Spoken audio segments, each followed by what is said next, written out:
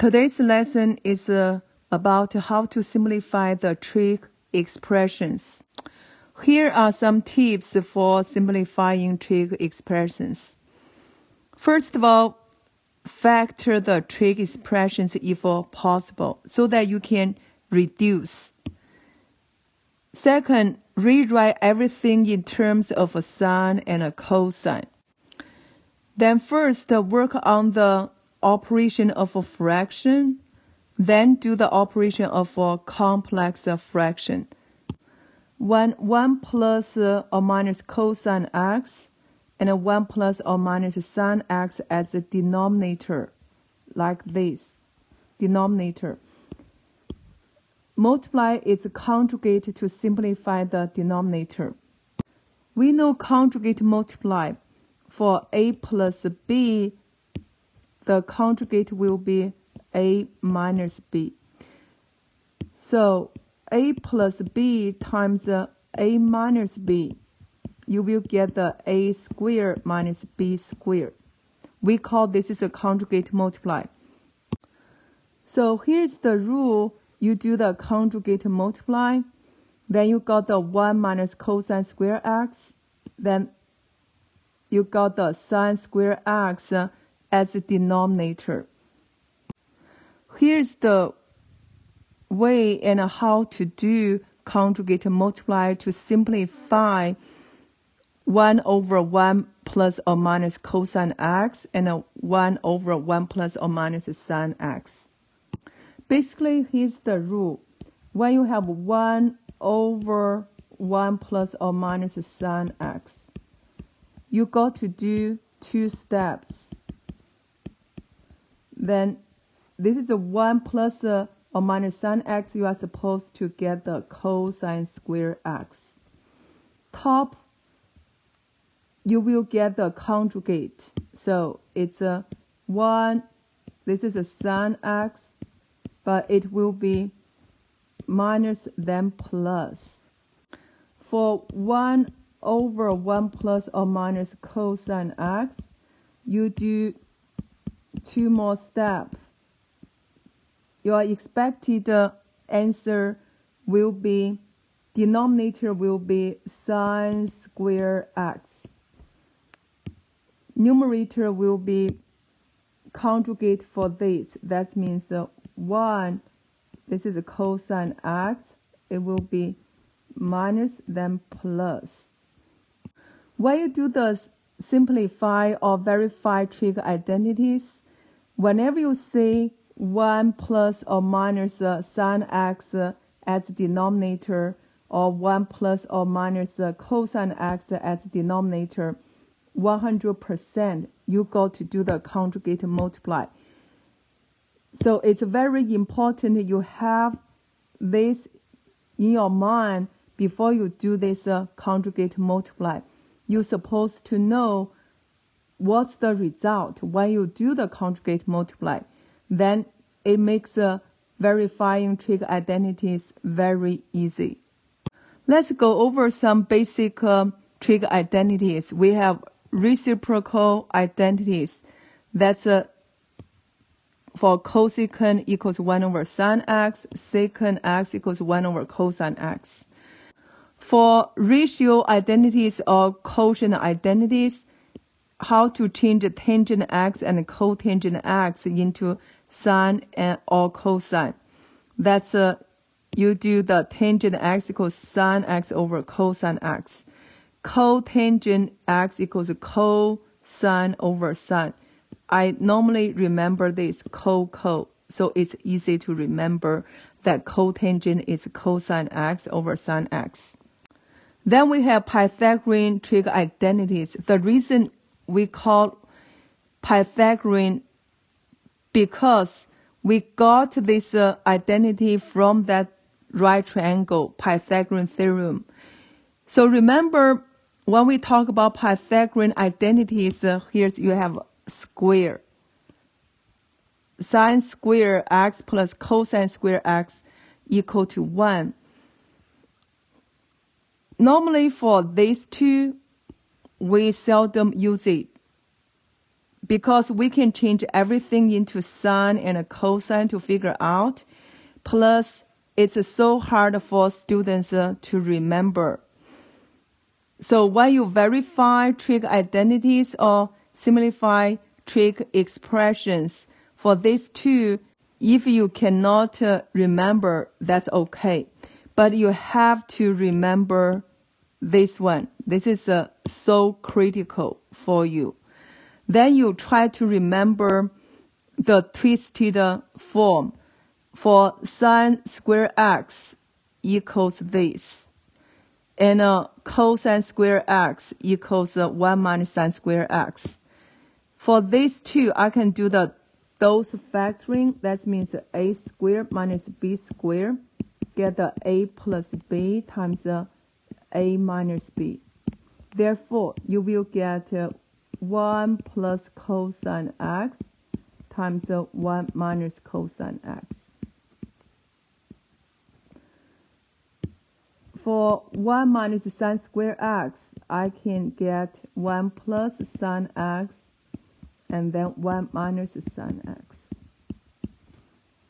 So this is the identities you have to remember. This one, these two, and here, these two. You have to remember these 7 trig identities. I will give you the example for odd number. You can try the even number. For number 1, first of all, remember that you change everything into sine and a cosine. So for cosecant x, I can change into 1 over sine x times 1 over cosine x. Then minus for tangent, I can get the sine x over cosine x.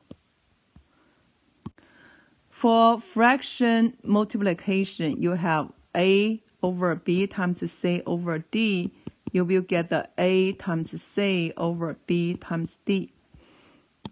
Therefore, for the first two, I can get the sine x cosine x. Then top is 1. I minus sine x over cosine x. When you do this, check denominator. We have the same factor. That's why I just multiply by sine x top and bottom to create the same denominator, so that I can do a over b plus or minus c over b. You will get denominator is b and a plus or minus c. Therefore, I will get the sine x cosine x. Look at the numerator. I got the 1 minus sine square x. 1 minus sine square x, according to that Pythagorean identity, I got the cosine square x. Denominator still, I got sine x cosine x. So I reduce this time. This is 1. This is a cosine x. Since cosine x divided by sine x, that's cotangent x. This will be the final answer. For number 3, still I change everything into sine and a cosine. So for tangent x, I got the sine x over cosine x plus sine x times secant x, that's 1 over cosine x. Look at the denominator. You will get the cosecant x, that means 1 over sine x, times tangent, that's sine x over cosine x. So go to sine x over 1, you will get sin x over cosine x plus sin x over cosine x. Look at the denominator. Multiplication, you can reduce. Sin x, that's 1. So you got, here is 1 over cosine x. For the top, I can work on that. And you will get the cosine x. Sin x plus sin x, you will got 2 sin x. Denominator is 1 over cosine x. Check, this is a complex fraction. You have the same denominator, so you reduce. The final answer will be 2 sin x. Let's go to number 5. Still change everything into sin x and cosine x. So for cosecant square x, you will get 1 over sin square x, then minus 1. Do not rush into complex fraction because you have to work a denominator out. We got the 1 over 1. So you got the denominator is sin square x. Look at the cross multiply. So you got 1 minus sin square x. I got top is 1 minus sin square x. The same numerator I can reduce. Then this is a denominator I can jump. So sin square x will be the simplified trig expressions. Let's go to number 7. Whenever say 1 plus sin x, you got to know you have to use conjugate multiply to simplify this. So after you did a conjugate multiply, you got to know that cosine square x will be the denominator. You put this in your mind. And then it's change everything into sin cosine. For cotangent, you will get the cosine x over sin x. Then for 1 plus sin x, I have to do the conjugate multiply. So I multiply by 1 minus sin x.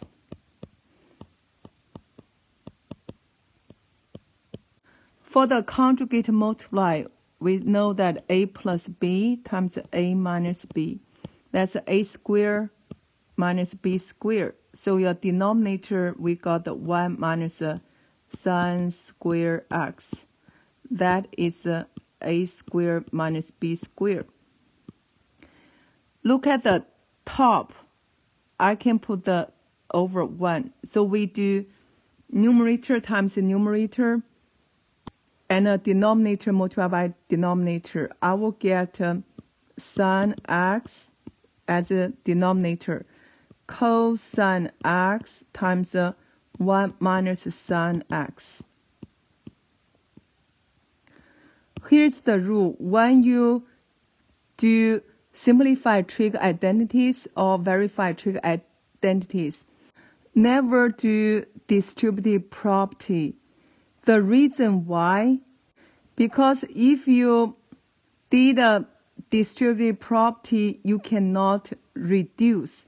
Only factor we can reduce in the fraction form. That's the reason. Don't do the distributive property during the process. So in this case, and then we don't do this distributive property. Just move on to the next step. We need to make sure your denominator get the cosine square x. So we got the cosine square x. Then to the top, we just write down that this is a sine x, top is cosine x times 1 minus sine x. Since we have the same numerator, that's cosine x, so we got here's 1, this is cosine x. Then I can drop this sine x down. You will get sine x cosine x. Then top one will be 1 minus sine x. Basically, I can keep going. And I will get 1 over sine x cosine x. I just separate then minus sine x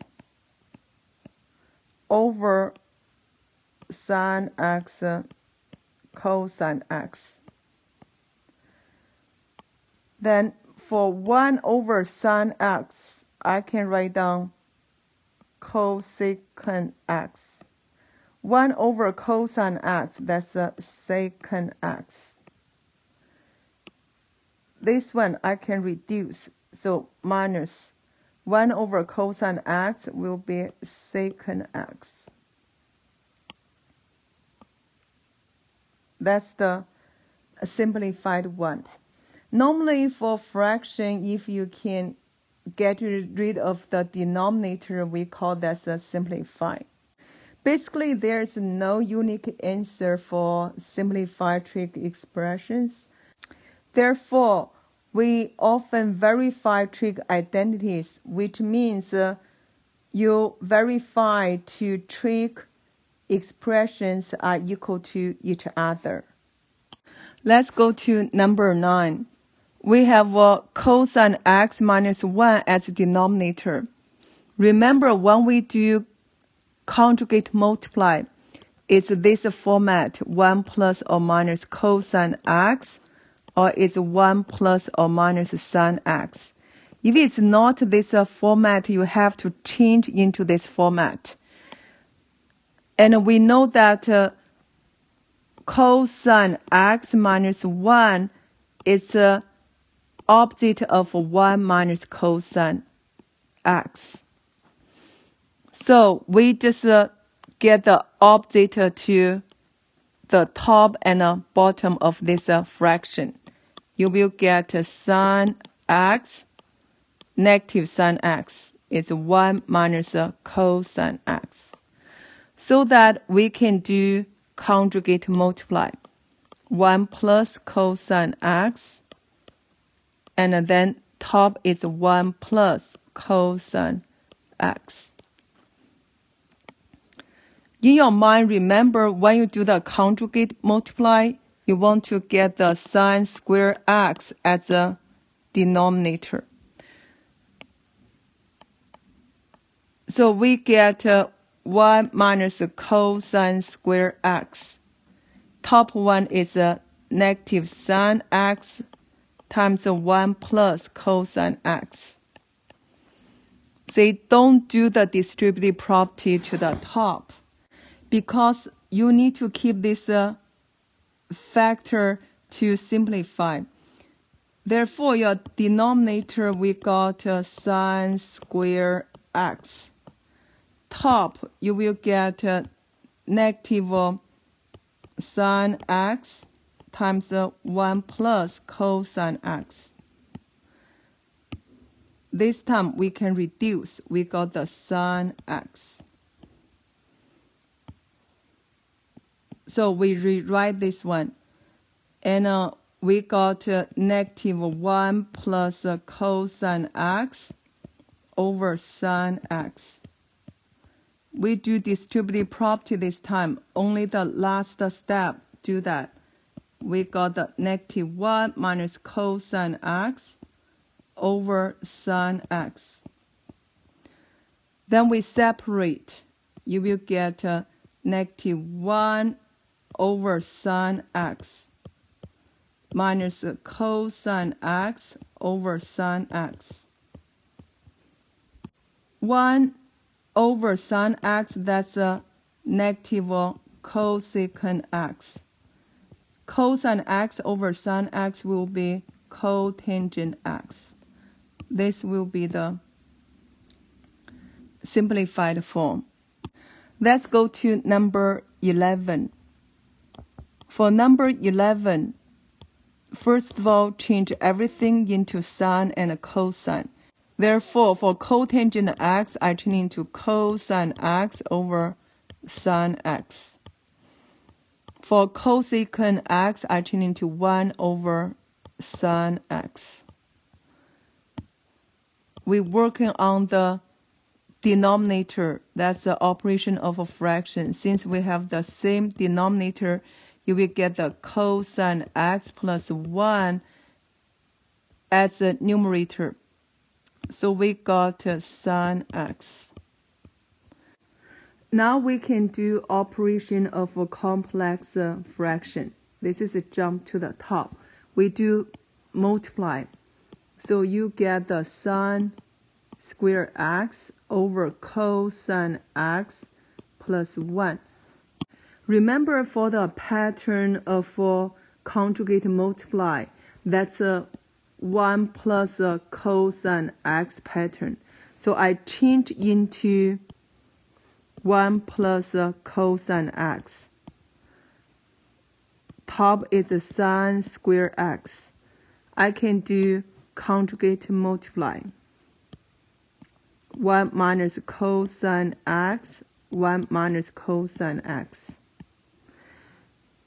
In your mind, remember, this one, basically, you will simplify into sine square x. Therefore, denominator, you will get the 1 minus cosine square x, because that's conjugate multiply. Top is a sine square x and a 1 minus cosine x. Remember, do not do distributive property. And we know that for this one, that will be sine square x. And I can reduce. So the final answer will be 1 minus cosine x. No denominator. Let's go to number 13.